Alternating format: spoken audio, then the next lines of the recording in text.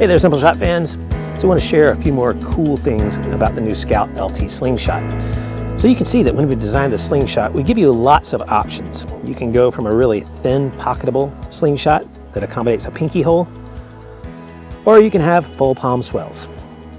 You can shoot it with a wrap and tuck method, or you can use the Flip Clip X. Now, every time you change this up, you're changing the handling characteristics of the slingshot. Some folks really like a very lightweight slingshot. Other folks prefer more mass. Now, we've set this up to where you can really accommodate all of those desires. So we've got a handle weight. So this is a weighted system for the slingshot. So when we start out, and if we're shooting it just like this, with bands attached in the wrap and tuck method, this is quite a lightweight slingshot, just under 3 ounces. However, if we add the flip clips to it, we add more weight.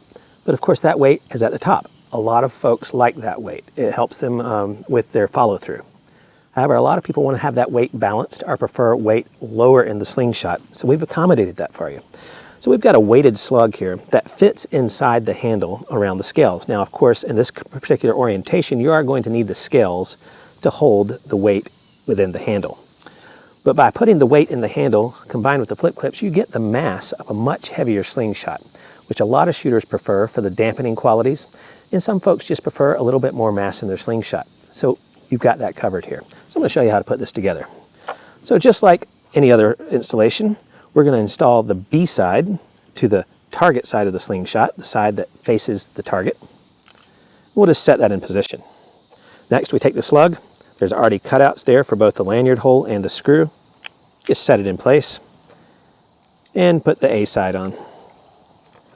And install it just like you would without the slug being in place.